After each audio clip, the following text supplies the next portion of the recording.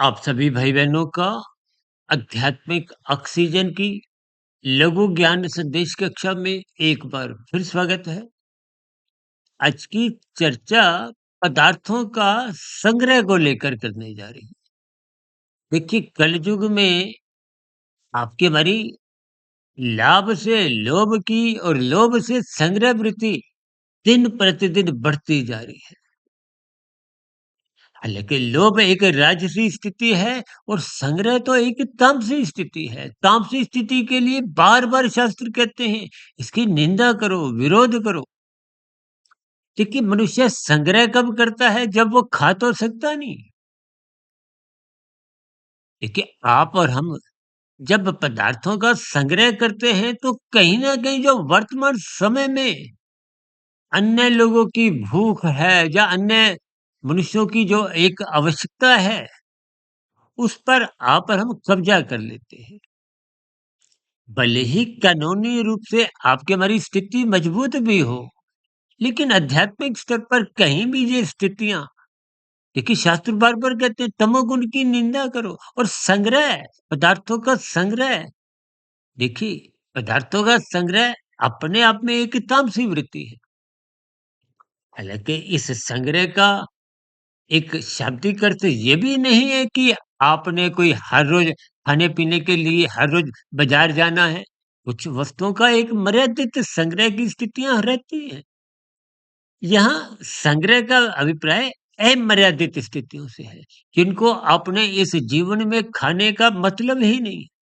देखिए आपने 60 साल की उम्र बीत गई, आपने 1 करोड़, 2 करोड़ कमा लिए, खा लिए, अब आपके पास 10 करोड़ और रखे हैं, तो और शेष जीवन आपका हमारा कितना है? 10, 15, 20, 25, 50, 100 वर्ष। उन स्थितियों में भी आप उतना रखा हुआ धन खा नहीं सकते। तो फिर ऐसी स्थितियों में वो पदार्थों का अपव्यय कहो, दुरुपयोग कहो, कभी-कभी तो आपको हमें उन पदार्थों का देख-रेख में ही अपना जीवन खपाना पड़ता है। भले ही आरंभिक स्तर पर ये बातें सुनना अच्छा नहीं लगता, लेकिन इन पर जब आप गहन विचार करोगे, देखिए हम सभी भाई-बहन अपने-अपने जीवन के कुछ ना कुछ अनुभव रखते हैं।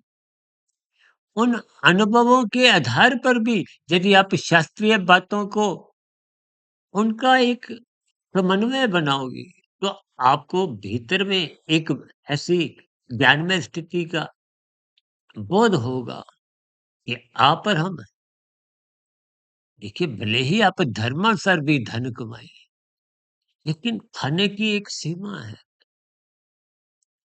इसलिए तो अक्सर आप समाचार में, संचार माध्यम में ऐसा सुनने में आता है ना कि वो सेलिब्रिटी मरने के उपरांत इतने धन छोड़ गया। आजकल तो करोड़ों की बातें होती हैं। इन स्थितियों के अर्थ समझिए, भावार्थ समझिए। इसलिए पदार्थों के अमर्यादित संग्रह से बचें।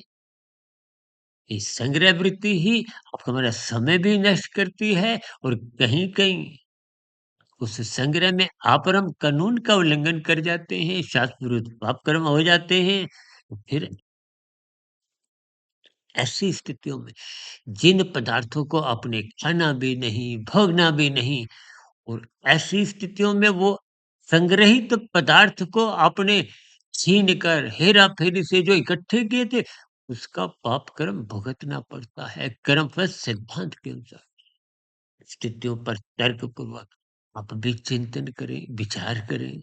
हो सकता है मेरी कोई कही गई बात आपको बुरी लगी हो, उसके लिए हम क्षमा चाहते हैं।